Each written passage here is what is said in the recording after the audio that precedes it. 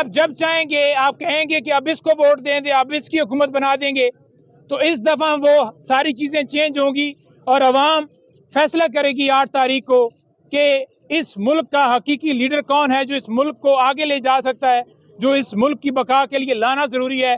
ये जितने मर्जी है लोगों के साथ जुल्म और जबर कर लें। अमजद न्याजी को खान साहब ने कहा कि ICU में डाल दिया गया कि वो डटा रहा।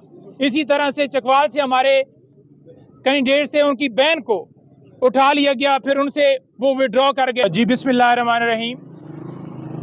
अभी हम अडयाला जेल से निकले हैं और आज 3 केसेस लगे हुए थे। एक साइफर केस, जिसमें आपको पता है कि जिस तरह से पहले कार्रवाई की गई बंद कमरे के अंदर और जिस तरह से नोटिफिकेशंस बार बार जेल के हवाले से किए गए, वो तमाम नोटिफिकेशंस को कलअदम करार दिया गया और जितनी कार्रवाई थी उसको वापस अगस्त के महीने से स्टार्ट करने का कहा गया। मेरे ख्याल दूसरी दफ़ा फिर उसी तरह से केस चला और दोबारा जो है same order Islamabad high court से हुआ और दोबारा उसी जगह से ट्रायल जो है स्टार्ट हुआ। अब फिर उसी तरह से किया जा रहा है और फिर अगर तीसरी दफ़ा यही इस्लामाबाद हाई कोर्ट से दोबारा फैसला आता है तो क्या आप ये समझते हैं कि ये फेयर ट्रायल हो रहा है? सिर्फ एक शख्स को सज़ा देने के लिए कि उसका कसूर ये है कि उसने एब्सोल्युटली नॉट कहा, वो इस माफिया के खिलाफ खड़ा हो गया, उसने इस जुल्म और जबर के ऊपर आवाज़ उठाई, आपने उसकी हिम्मत तो तोड़ न सके आप, और आपने उसके ऊपर केसेस बनाकर अंदर डाल दिया और फिर इस तरह से केसेस चलाना शुरू कर दिए। दूसरे नंबर पर सर वो जो इद्दत के दौरान नकाह वाला केस है, उसके ऊपर बड़ी अहम जो है बात मैं करना चाहता हूं, जो आज खान साहब ने मुझे कहा कि आपने जाकर कहनी है, वो ये है कि खान साहब ने कहा कि इस केस के अंदर जो गवाह और केस बनाने वाले लोग आएंगे उनसे सबसे पहले हम हलफ लेंगे कि वो हलफ के ऊपर ये बताएंगे कि क्या किसी शख्स को अगवा नहीं किया गया। मैं खावर मानका की बात कर रहा हूं कि अगवा करके उसके ऊपर केस बनाकर क्या उससे ज़बरदस्ती ये बयान नहीं लिया जा रहा, तो गवाही देने से पहले उससे हलफ लिया जाएगा। इसी तरह दूसरे गवाह ऑन चौधरी वगैरह, तो उनसे हलफ लेंगे हम और वो हलफ के ऊपर बताएंगे कि ये गवाही जो है ये अपनी वो सच्ची दे रहे हैं और अपनी मर्जी से दे रहे हैं, उनके ऊपर प्रेशर नहीं है और वो इसको सच्चा समझते हैं, तो इसलिए ये गवाही दे रहे हैं। नंबर 2 बात, इस केस के अंदर आज बीबी साहबा उनकी तबीयत नासाज होने की वजह से वो समात के दरमियान से वो बाहर आई और कानून ये कहता है कि जब आप जॉइंट चार्ज फ्रेम कर रहे होंगे तो फिर दूसरे उस एक्यूज़ का होना भी ज़रूरी है, लेकिन उनकी गैर मौजूदगी में एक सिर्फ इमरान खान साहब के ऊपर फ़र्द जुर्म आयद की है। तो इस तरह से ये केस चलाया जा रहा है। अदालत को बार बार हमने कहा कि कानूनी तकाज़े पूरे नहीं किए जा रहे। हमने इस्लामाबाद हाई कोर्ट में इस केस के हवाले से चैलेंज किया हुआ है, तो कल उसके अंदर समाअत है, आप कल के लिए एडजर्न कर रहे हैं और बीबी साहब अभी नहीं है, लेकिन नहीं रोके। और तीसरी बात, जो अलकादर ट्रस्ट और तोशा खाना और ये केसेस चल रहे हैं, इसके ऊपर खान साहब ने बड़ा वाज़ेह कहा है कि आपने जाकर बताना है कि हसन नवाज जिसने बेनिफिट लिया, जिसके हवाले से ये केस शुरू हुआ, वो इस केस के अंदर कहाँ है।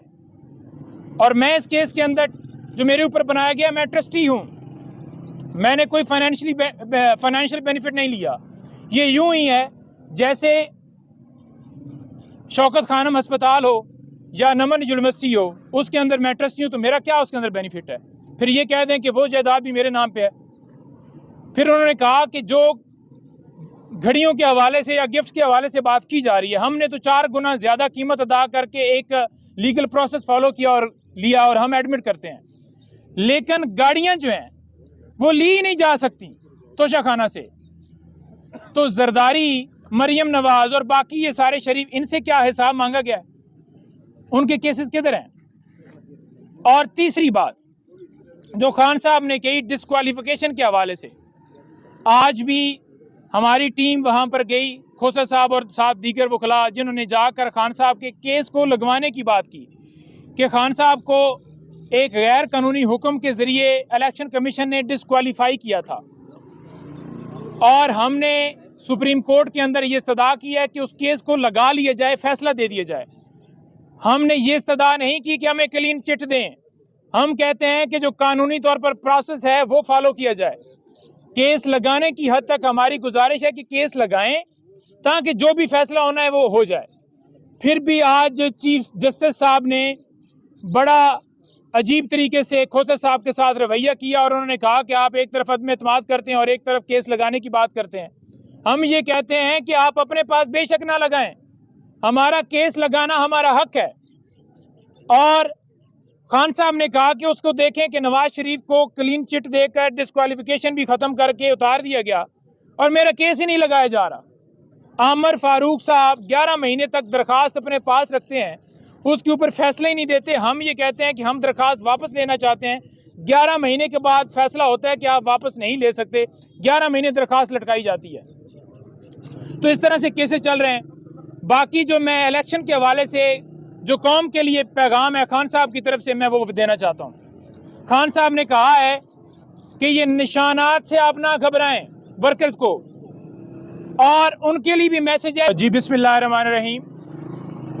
अभी हम अडयाला जेल से निकले हैं और आज 3 केसेस लगे हुए थे। एक साइफर केस, जिसमें आपको पता है कि जिस तरह से पहले कार्रवाई की गई बंद कमरे के अंदर और जिस तरह से नोटिफिकेशंस बार बार जेल के हवाले से किए गए, वो तमाम नोटिफिकेशंस को कलअदम करार दिया गया और जितनी कार्रवाई थी उसको वापस अगस्त के महीने से स्टार्ट करने का कहा गया। मेरे ख्याल दूसरी दफ़ा फिर उसी तरह से केस चला और दोबारा जो है same order Islamabad high court से हुआ और दोबारा उसी जगह से ट्रायल जो है स्टार्ट हुआ। अब फिर उसी तरह से किया जा रहा है और फिर अगर तीसरी दफ़ा यही इस्लामाबाद हाई कोर्ट से दोबारा फैसला आता है तो क्या आप ये समझते हैं कि ये फेयर ट्रायल हो रहा है?